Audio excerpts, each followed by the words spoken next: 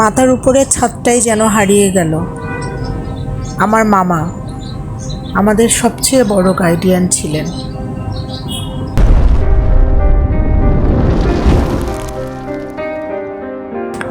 Hello সবাইকে, প্রাচী প্রীতম ওয়ার্ল্ডের নতুন আরেকটি ভিডিওতে সবাইকে স্বাগতম। আশা করছি সবাই ভালো আছেন, আমরাও মোটামুটি ভালো আছি। আজকের যাওয়াটা খুব একটা সুখের যাওয়া না। আমি যাচ্ছিলাম আমার মামার বাড়ি। মামার বাড়িটা আছে কিন্তু মামা নেই। আজকে এই যে যত আয়োজন দেখতে পাচ্ছেন যাকে ঘিরে, তিনি হচ্ছেন আমার মার বড় ভাই, আমার বড় মামা। আমাদের সবাইকে রেখে উনি চলে গেছেন পরপারে। আমরা গেছি, আমাদের হিন্দুদের কিছু রিচুয়াল থাকে, আমরা গিয়ে খাওয়া দাওয়া করছিলাম। এদিন ছিল আদ্যা শ্রাদ্ধ অনুষ্ঠানের আগের দিন। ঝুম বৃষ্টি হচ্ছিল আমরা যখন খেতে বসেছি। যে মামার শ্রাদ্ধের আয়োজন করা হয়েছিল, মামার শ্রাদ্ধ হচ্ছে। আমার একটা মামাতো ভাই আছে, ভাইটা শ্রাদ্ধ করছে আমাদের হিন্দু ধর্মরীতি অনুসারে। আসলে ভয়েস দিতে পারছি না, জানি না। তো ওখানে অনেক আয়োজন হয়েছিল। এই যে আমার মামা,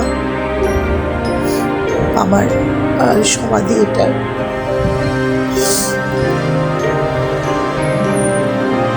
খুব ভালো একজন মানুষ ছিলেন।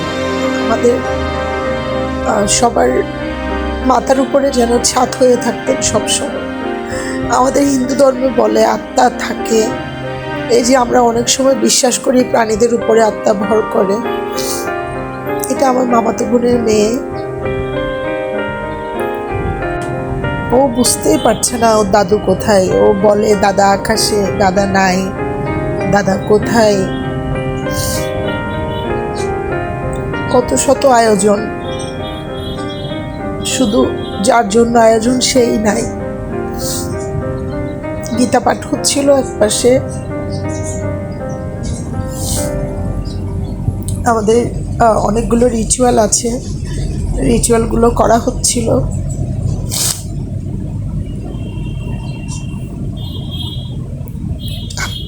সবাই আশীর্বাদ করবেন, দোয়া করবেন আমার মামার আত্মা যেন শান্তি পাই, যেন স্বর্গবাসী হয়।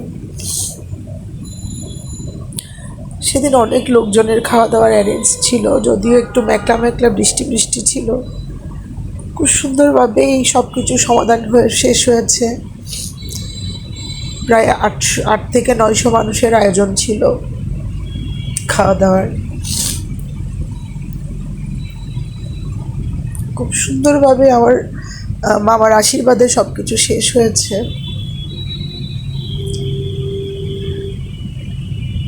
আমরা জানতাম আমাদের দুইজন গাইডিয়ান, একজন হচ্ছে আমার বাবা, আরেকজন হচ্ছে আমার বড় মামা।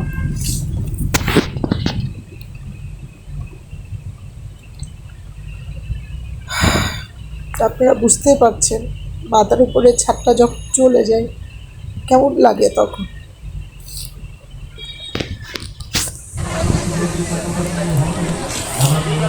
যে আমার বাচ্চাদের কিছু রিচুয়াল ছিল, আমার বাচ্চারা ওরাও ড্রেস পরে রেডি হয়েছিল। আমাদের হিন্দু ধর্মের কিছু রিচুয়াল, আমার বোন ওরও কিছু রিচুয়াল ছিল। তো সব কিছু করছিল।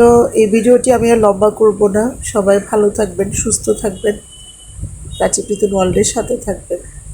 আমার মামার জন্য সবাই আশীর্বাদ করবেন, দোয়া করবেন।